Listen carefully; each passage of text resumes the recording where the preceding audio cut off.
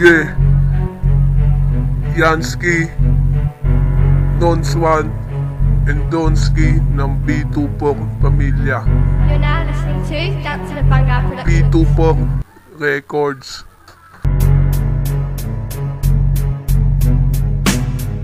Kahit magtawag ka pa ng mga tropa mong palero, hindi yaman nanalo sa katulad namin gwapo dahil kami yung bata na. Kaya kayong mga palero magsiantras na kayo. Di ba kayo natatakot sa tropang 24 kahit maliliit ito? Di nyo to matatalo kasi ito ang bata na.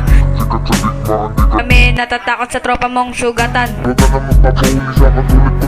Pero bata lang ito, kung lumaban durog kayo. Hala sige, pumalag sa mga tropang 24 kahit iilan-ilan kayo. Hindi nyo to matatalo, la sige tarantalugan. Kung umasta ay lagat sa demonyo.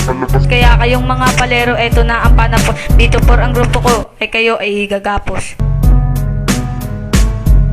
Kami makakasabay ang kayo'y bubulog na kapag kami ang maharap. Lahat kayo mabibigyan.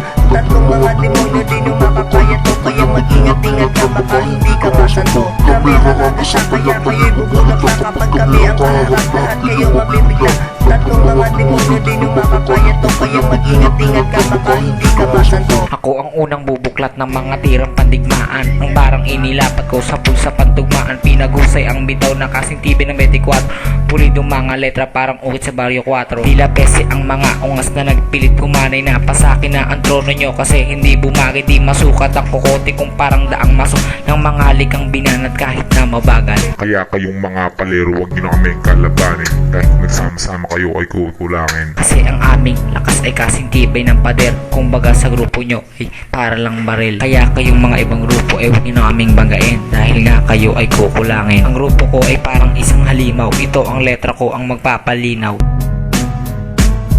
Kami mga gasa, kaya kayo'y bubulot na kapag kami ang paharap. Lahat kayo mapibigla. Tatlong mga demonyo di nyo makakaya to. Kaya mag-ingat-ingat ka baka hindi ka masanto. Kami mga gasa, kaya kayo'y bubulot na kapag kami ang paharap. Lahat kayo mabibigla.